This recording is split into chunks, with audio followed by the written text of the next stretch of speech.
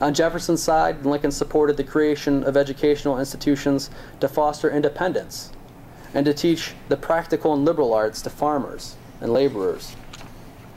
For my part, Lincoln wrote in 1832, I desire to see the time when education, and by its means morality, sobriety, enterprise, and industry, shall become much more general than at present.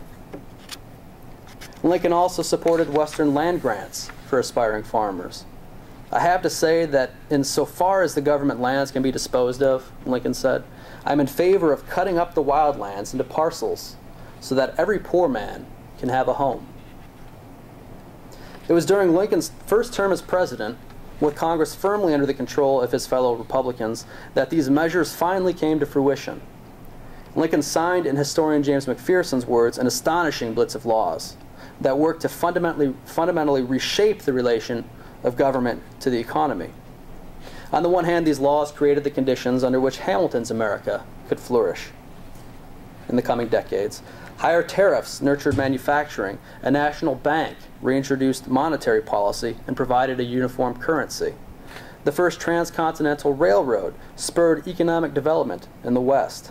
And a new array of federal taxes, including the nation's first income tax, created by a Republican. We talked about this earlier, how parties have changed over years. The first income tax kept the government on firm footing.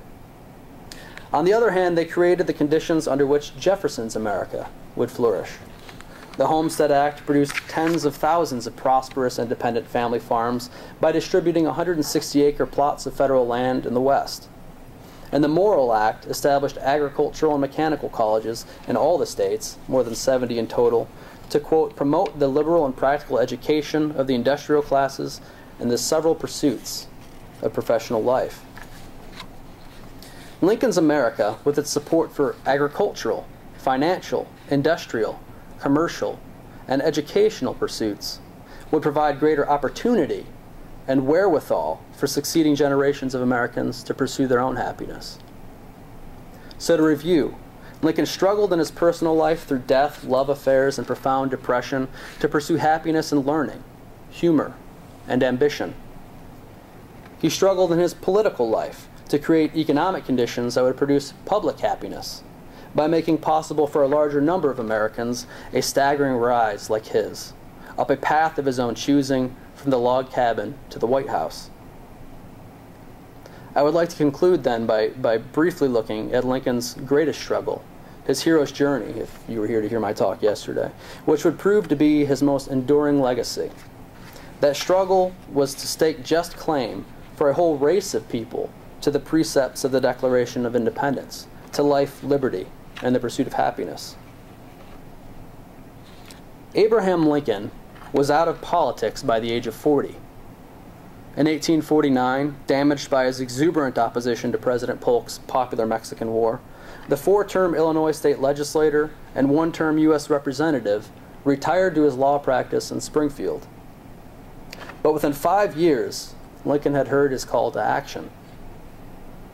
Since the Missouri Compromise of 1820, slavery had been outlawed north of the Mason-Dixon line in the old Louisiana Territory, leading many, including Lincoln, to believe that, bounded as it was, the nation's peculiar institution would gradually and thankfully fade away. Henry Clay struck a compromise in 1850, and Lincoln supported it, that attempted to end the controversy over newly acquired territory from the Mexican War by bringing California in as a free state, while allowing popular sovereignty, or the will of the people, to decide whether the New Mexico or Utah territories would be free or slave. Lincoln now believed the debate over extending slavery was, in his words, settled forever. There was a good chance that free states would be carved out of New Mexico, since its climate was not ideal for cultivating tobacco or cotton, and Utah, surrounded by free states, would likely follow suit. Now, in 1854, Stephen Douglas's Kansas-Nebraska Act repealed the Missouri Compromise altogether and opened up all the Louisiana Territory, including modern-day Kansas and Nebraska, much of Montana, Wyoming, and Colorado, and parts of North and South Dakota, to be brought into the Union, quote, with or without slavery, depending upon popular sovereignty. The people, according to the act, were, quote, perfectly free to form and regulate their domestic institutions in their own way. The moral issue of slavery, in Lincoln's mind, had become a democratic question for newly emerging states north and south of the Mason-Dixon line. Not only that, but Kansas, Nebraska, which could theoretically bolster American slavery by breathing new life into the domestic slave trade and by adding new states to the slave power, seemed to Lincoln a dangerous step on a path toward the legalization of slavery in any and all states. Douglas's challenge had to be met. This would be the great cause of Lincoln's generation that he would impress himself upon. If he succeeded in the fight, this would be the achievement that would redound to the interests of his fellow man, that would realize his highest ambition. It was a challenge Lincoln was compelled to meet because, as he would later say, if slavery is not wrong, nothing is wrong. And he began by re-entering politics.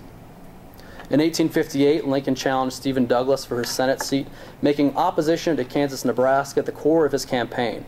"I hate it," Lincoln said of the Kansas-Nebraska Act, "because of the monstrous injustice of slavery itself.